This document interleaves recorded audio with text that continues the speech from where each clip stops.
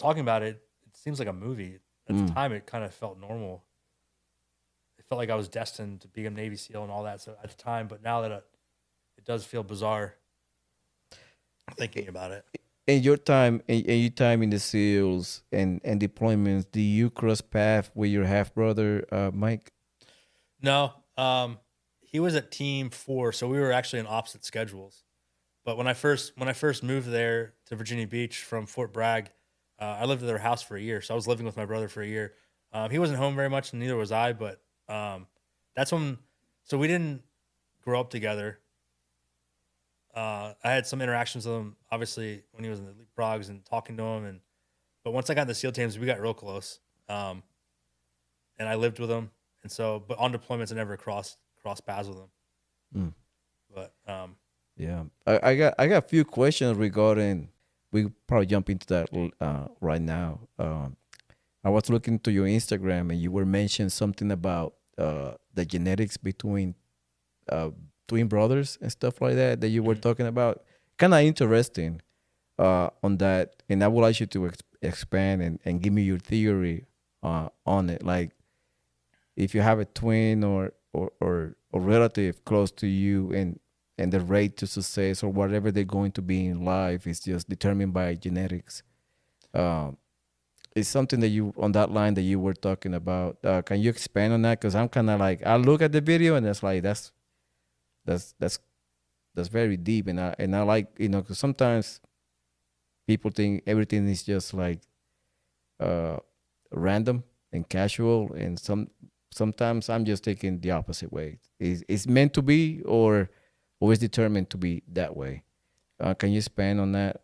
Yeah, I mean, it's like a classic debate, nature versus nurture. But uh, the short answer is who you're going to be is both. It's some of your genetics and some of your environmental factors, like how you're growing up. But no, they've done these studies, and I have no idea how identical twins get separated, but they do.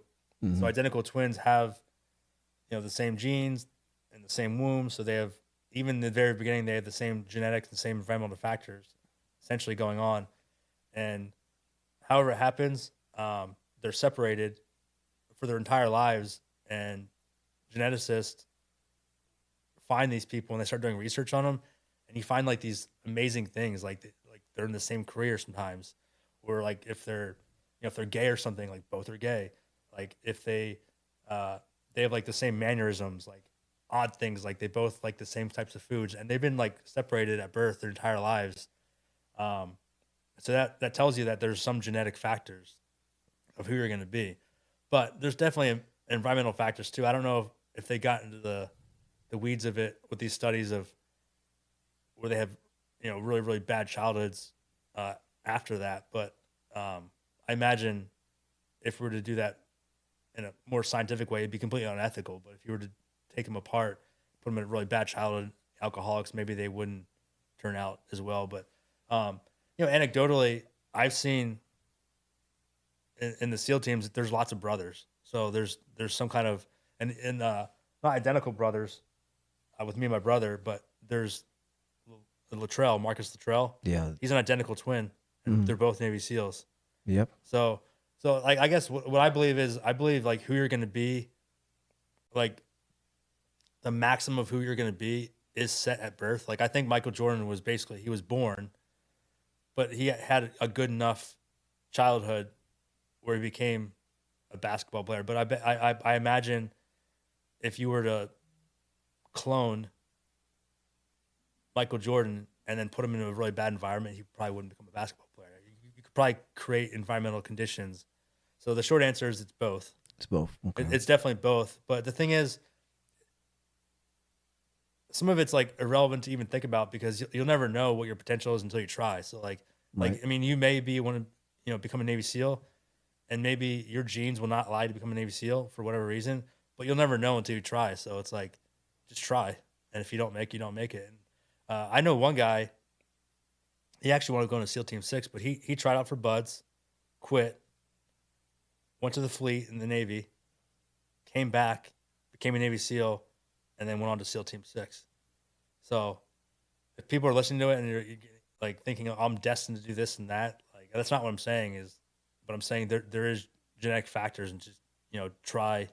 If you don't make it, you don't make it. Especially if Navy SEAL. I mean, maybe like it'd be different if you're like intellectually behind and like maybe don't spend $100,000 to go to college to become an engineer. If you know that, I don't know if you want to go into debt, but like in the Navy, there's really no. I don't see a downside of not making it, because if you try to be a Navy SEAL and you don't make it, you're still in a good spot. You're still in the Navy. Hmm. You'll get out after maybe 4 years. You'll have a college degree and you'll have a cool experience the rest of your life. And so, like, just try to do it. And if you're not meant to be a Navy SEAL, who cares? You're still in a good spot. You're not going to like walk away with debt.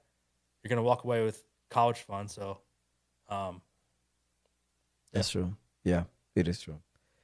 It is like for me, it was like I kind of like determined my path. Like I wanted to be a soldier since I was a little kid, but it is just a combination of both. It's like environmental factors and you desire to do whatever you want.